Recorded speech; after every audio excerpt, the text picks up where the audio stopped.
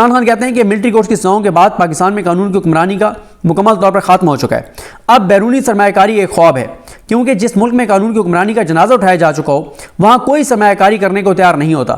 آپ دباؤ کے ذریعے وقتی طور پر دکھاوے کے استحکام تو لا سکتے ہیں، مگر جب تک ملک میں سرمایہ کاری نہیں آتی اور عوام کا حکومت پر اعتماد بحال نہیں ہوتا، روزگار اور معاشی بدحالی کو روکا نہیں جا سکتا. ملک کی معاشی ترقی کا ایک ہی بنیادی ستون ہے جو اندرونی اور بیرونی سرمایہ کاری ہے. نمبر 2، انٹرنیٹ کی بندش. پی ٹی آئی کو کراش کرنے کی کوشش کرتے ہوئے ملک کی آئی ٹی کی معیشت کو بری طرح متاثر کر دیا گیا ہے. مستقبل آئی ٹی کا ہے، لیکن آزادی اظہار رائے سے خوفزدہ حکومت نے انٹرنیٹ میں خلل پیدا کر کے نوجوانوں کے روزگار کمانے کا سب سے بڑا ذریعہ متاثر کر دیا ہے. ہم عالمی مارکیٹ میں مقابلے کے قابل نہیں رہے. وہ سارے کاروبار جو انٹرنیٹ سے منسلک ہیں انہیں تباہ کیا جا رہا ہے. نمبر 3، سیاسی عدم استحکام. ایجنسیز کی سیاسی معاملات میں مداخلت سے ملک میں شدید سیاسی عدم استحکام ہے. سیاسی استحکام کے بغیر معاشی استحکام کا خواب کبھی شرمندہ تعبیر نہیں ہو سکتا. فراڈ الیکشن، جھوٹ اور فریب پہ کھڑے جعلی نظام کے ہوتے ہوئے سیاسی اور معاشی استحکام ناممکن ہے. نمبر 4، دہشت گردی. کے پی کے اور بلوچستان میں ایک مرتبہ پھر دہشت گردی میں بے پناہ اضافے کی وجہ سے معیشت کی بحالی ممکن نہیں ہے. میں 20 سال سے کہہ رہا ہوں کہ ملٹری آپریشن مسائل کا حل نہیں. آپ کو دہشت گردی کے مسئلے کو حل کرنے کے لیے دیر پا سیاسی حل نکالنا ہوگا، ورنہ دہشت گردی کے ناسور کا جڑ سے خاتمہ ناممکن ہے. مجھے افسوس ہے کہ D G S P R نے اپنی پریس کانفرنس میں دھڑلے سے جھوٹ بولا ہے. کالعدم ٹی ٹی پی کے لوگوں کو دوبارہ آبادکاری کی تجویز خود جنرل باجوہ نے تحریک انصاف دور میں کابینہ کے سامنے پیش کی تھی، جس پر مراد سعید، نور اللہ قادری اور قبائلی علاقوں اور مالاکنڈ سے تعلق رکھنے والے اراکین اسمبلی نے اس کی شدید مخالفت کی تھی. ہم نے اس وقت بھی کہا تھا کہ مقامی آبادی کو اعتماد میں لیے بغیر اٹھایا جانے والا کوئی بھی قدم دیر پا حل کی طرف نہیں لے جائے گا. کابینہ کے بعد اس وقت کی اپوزیشن کو بھی فوج اور سیکورٹی ایجنسیز کی طرف سے بریفنگ دی گئی تھی. ہماری حکومت کے خاتمے کے بعد پی ڈی ایم حکومت کو بریف کیا گیا تھا. اکتوبر 2021 میں جنرل فیض کا تبادلہ ہو گیا اور اس کے بعد کبھی یہ معاملہ ہمارے سامنے نہیں اٹھایا گیا، نہ اس پر ہمارے دور میں عمل ہوا. اگر آبادکاری سے ہی دہشت گردی میں اضافہ ہوا ہے تو مغربی بارڈر کے پار بمباری کیوں کی جا رہی ہے؟ عمران خان کہہ رہے ہیں کہ اگر یہ بات ہم مان لیں کہ میرے دور میں دہشت گردوں کو آباد کر دیا گیا تھا اور اس کی وجہ سے دہشت گردی ہو رہی ہے، تو پھر آپ افغانستان میں بمباری کیوں کر رہے ہیں؟ عمران خان کہہ رہے ہیں کہ بلوچستان میں دہشت گردی میں مسلسل اضافے کی وجہ سے حالات قابو سے باہر ہیں. اس کا ذمہ دار کون ہے؟ چلیں کے پی کے میں تو سمجھ آتی ہے کہ آپ کہتے ہیں ہم نے دہشت گردوں کو یہاں پہ آباد کیا، بلوچستان میں کیوں دہشت گردی ہو رہی ہے؟ پھر عمران خان کہتے ہیں کہ کنویں سے پانی نکالتے رہنے سے کوئی فائدہ نہیں ہوگا. مستقل حل کے لیے اپنی کوتاہیوں اور ناکام پالیسیز کا نہ صرف اعتراف کرنا ہوگا بلکہ ان کی تصحیح بھی کرنی ہوگی، ان کو ٹھیک بھی کرنا ہوگا. آئی ایس بی آر کو جواب تو ملٹری کورٹس پر بھی دینا چاہیے. کون سا قانون آپ کو جج، جیوری اور خود ہی جلاد بننے کی اجازت دیتا ہے؟ ملٹری کورٹس کے ٹرائل شفافیت پر مبنی نہیں ہوتے. ہمارے 2 مطالبات بالکل جائز اور فوری عمل درآمد کے لیے ہیں. 26ویں آئینی ترمیم کو ہم نے اس لیے فوری مطالبات کا حصہ نہیں بنایا کیونکہ وہ طویل کام ہے.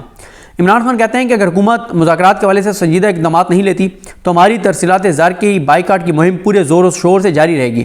عمران خان یہاں پہ کیٹیگوریکل کہہ رہے ہیں جاری رہے گی، اٹس مین کہ جاری ہے، جبکہ شیر افضل مروت صاحب کہہ رہے ہیں کہ ہم نے تو ابھی کال ہی نہیں دی.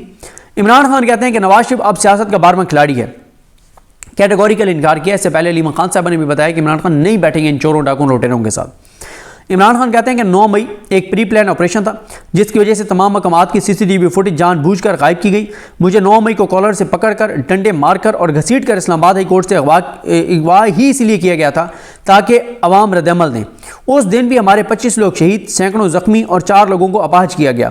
ہم پر ہی ظلم کر کے ہمارے ہی خلاف جھوٹے مقدمات بنا لیے گئے اور 10,000 کارکنان کو جیلوں میں بھر دیا گیا، جس کے بعد لوگوں پر تحریک انصاف کو چھوڑنے کے لیے دباؤ ڈالا گیا اور اس کا مقصد صرف اور صرف لندن معاہدے کے تحت پی ٹی آئی کو کچلنا تھا، کیونکہ جن لوگوں نے پی ٹی آئی چھوڑ دی ان پر مقدمات 9 مئی کے ختم کر دیے گئے.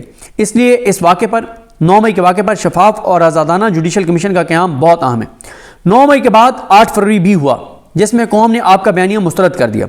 26 نومبر کو اسلام آباد میں معصوم شہریوں کا قتل عام کیا گیا اور کئی لوگ ابھی تک لاپتہ ہیں. یہ لوگ قبائلی علاقوں سے نہیں اسلام آباد سے غائب کیے گئے اور ہمیں خدشہ ہے کہ انہیں لال مسجد آپریشن کی طرح غائب کیا گیا ہے. اس لیے آزاد جوڈیشل کمیشن بہت ضروری ہے.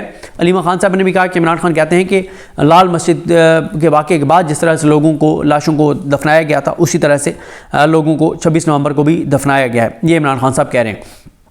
اب آئیں اس بات پر کہ اس وقت صورتحال کیا. دیکھیں، ایک تو حکومت دعوے کر رہی ہے کہ مہنگائی کم ہو گئی ہے، حالانکہ عام آدمی اچھی طرح جانتا ہے کہ مہنگائی کی صورتحال کیا ہے، وہی تباہی اور بربادی ہے. لیکن پی ٹی آئی کے آپ نے دیکھا کہ ایک بھی press conference facts and figures کے ساتھ پی ٹی آئی نے مہنگائی کے اوپر نہیں کی. اس سے بڑی مطلب کوئی توجہ نہیں ہے پی ٹی آئی کی عوامی ایشوز کے اوپر. ٹھیک ہے, باقی 26 نومبر تو ترجیح نمبر 1 ہے, وہ بھی کون سی ترجیح نمبر 1 ہے, وہ عمران خان کی ہے. پی ٹی آئی کی حالت آپ دیکھ لیں کہ لاسٹ جو 2 ہیئرنگز ہوئی ہیں 26 نومبر کے ثقافت کی, دونوں پہ بیسٹر گور صاحب نہیں پہنچے اور سماعت ملتوی ہونے کے بعد پہنچے ہیں.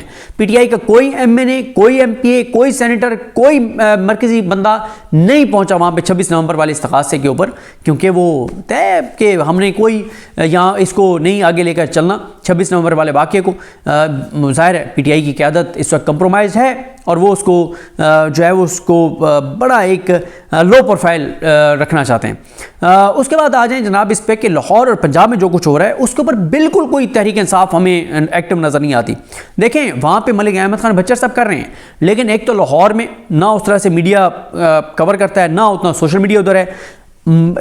دباؤ بڑھے گا جب یہاں سے وفاق سے بیٹھ کے, اسلام آباد سے بیٹھ کے پریس کانفرنسز ہوں گی اور مرکزی پی ٹی آئی کے لوگ ملک احمد خان بچر کو یہاں ساتھ بٹھا کے اس کے اوپر پنجاب کے اوپر پریس کانفرنس کریں گے. پنجاب میں ابھی بڑا ایسا لگتا ہے کہ پورا پنجاب صاف ہو گیا. میں ابھی لاہور گیا ہوا تھا, ہم وہاں پہ اسد اللہ خان صاحب بھی ساتھ تھے, دروغہ والی سائڈ پہ گئے. مطلب وہ وہاں پہ دوست بتا رہے تھے کہ کبھی اتنا گند اس طرح سے نہیں پڑا ہوتا تھا فٹ پاتھوں کے اوپر جتنا اب پڑا ہوا ہے. یہ ہے اصل حقیقت پنجاب حکومت کی. پھر میں نے جیسا کو بتایا کہ اس وقت مریم نواز صاحبہ جو بڑے دعوے کرتی ہیں کہ بڑا انہوں نے جناب انڈیپینڈنٹ پنجاب میں بیوروکریسی کو لگا دیا اور یہ کر دیا وہ کر دیا. وہاں پہ یہ ڈی سی خوشاب تھی سروج فاطمہ شرازی صاحبہ, ان کو چینج کر دیا گیا. ان کو کیوں چینج کیا گیا؟ انہوں نے ایک پرائیویٹ ہاسپٹل کو سیل کیا. اچھا یہ میں اس لیے آپ کو بتا رہا ہوں کہ اس کے اوپر بہت حکومتی لوگوں نے پروپیگنڈا کیا. انہوں نے جو پروپیگنڈا کیا اس کے بعد میں نے کہا یار ذرا چیک تو کریں. تو پتہ تو مجھے پہلے تھا کہ مریم نواز اور یہ جو مریم نواز کا چیف سیکرٹری ہے یہ اور کسی بندے کسی آفیسر کو میرٹ پر ہٹائیں, توبہ توبہ, سوال ہی پیدا نہیں ہوتا. تو میرٹ پہ کسی کو نہیں ہٹائیں گے, جن کو ہٹانا چاہیے ان کو کبھی نہیں ہٹائیں گے, اور جن کو ہٹائیں گے وہ پتہ ہونا چاہیے آپ کو کہ ان کو کیوں ہٹائیں گے.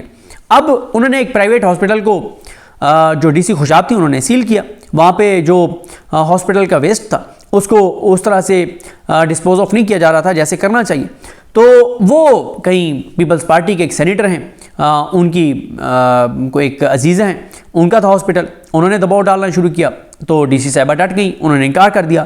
ایون کہ بتایا جاتا ہے کہ, اور یہ بات خود یہ بھی کہتے ہیں کہ جناب ہم نے تو اعظم نذیر تارڑ سے بھی فون کروایا, پھر بھی ڈی سی اڑ گئی کہ میں نہیں کروں گی, میں نے کر دیا سیل, اب میں نہیں اسے کھولوں گی, آپ نے جائیں اور آپ کھلوا لیں, جو اور آپ کے پاس ریمیڈیز ہیں آپ ان کو بیل کریں. یعنی مطلب یہ بہت بڑا اس کا جرم ہے کہ اس نے اعظم نذیر تارڑ کی بھی بات نہیں مانی. بات تو ٹھیک ہے کہ وہ اعظم نذیر تارڑ جس نے پوری سپریم کورٹ کو غیر مؤثر کر دیا ہے, سپریم کورٹ کو تقسیم کروا دیا ہے, جس نے مطلب یحییٰ افریدی صاحب کو چیف جسٹس پاکستان لگوا دیا ہے, جس نے امین الدین خان صاحب کو آئینی بینچ کا سربراہ لگوا دیا ہے, جس نے محمد علی مظہر صاحب اور ان سارے ججز کو جو اس کو پسند تھے ان ساروں کو اس نے آئینی بینچ کا حصہ بنوا دیا, اس اعظم نذیر تارڑ کی بھی بات نہیں مانی. یہ تو بہت بڑا جرم تھا.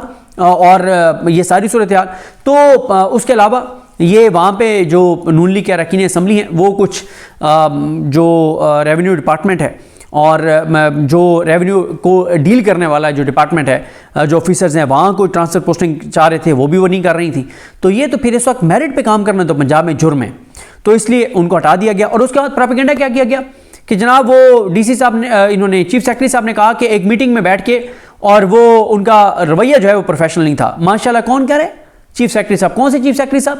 جو جنیوا میں مریم نواز صاحبہ اور نواز شریف صاحب کے خلاف نعرے لگانے والوں کو مطلب ان کی طرف جا رہے تھے جیسے کوئی سیکورٹی گارڈ ہوں شریف خاندان کے. یہ وہ چیف سیکرٹری صاحب جو ہیں وہ کہہ رہے ہیں کہ ان کا رویہ جو ہے وہ پروفیشنل نہیں تھا میٹنگ میں. حالانکہ بتایا جاتا ہے کہ وہ میٹنگ میں بیٹھ کے, اور وہ اے ڈی سی آر کو کوئی ان کو یہ لگا کہ وہ نہیں ہے اس وقت ویڈیو لنک کے اوپر, تو یا وہ اسکرین کے اوپر نہیں ہے, ویڈیو لنک پہ تو ہے لیکن اسکرین پہ نہیں ہے, تو وہ اے ڈی سی آر کو کوئی انسٹرکشنز پاس کر رہی تھی. یہ ایسے ہی ہے کہ جیسے میں ایک میٹنگ میں بیٹھا ہوں, کوئی میرے پاس آ کے بیٹھا ہوا ہے میرا ٹیم ممبر یا میرا کولیگ, میرا جونیئر, اور میں کہوں کہ یار چلیں میں ابھی اس طرح سے اسکرین پہ نہیں آ رہا, تو میں اس سے کوئی بھی انسٹرکشنز دے دوں کہ یہ کر لیں, یا ٹھیک ہے آپ سے بعد میں ملاقات ہوتی ہے, ابھی آپ جانا چاہیں تو آپ چلے جائیں, میں تو اب میٹنگ میں ہوں.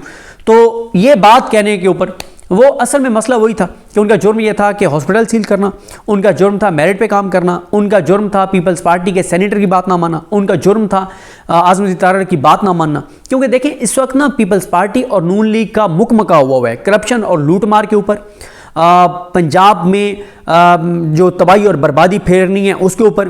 کیونکہ اس وقت آپ کو پتا ہے کہ شہباز شریف کو ووٹ دیا ہوا ہے پیپلز پارٹی نے، اور اس کا مطلب ہے پیپلز پارٹی کبھی یہ نہیں مانگے گی کہ پٹرول سستا کر دیں، ڈیزل سستا کر دیں، بجلی سستی کر دیں، لوگوں کو روٹی دے دیں، روزگار دے دیں، انڈسٹری کھول دیں، یہ کام کر دیں، ایک بار بھی نہیں۔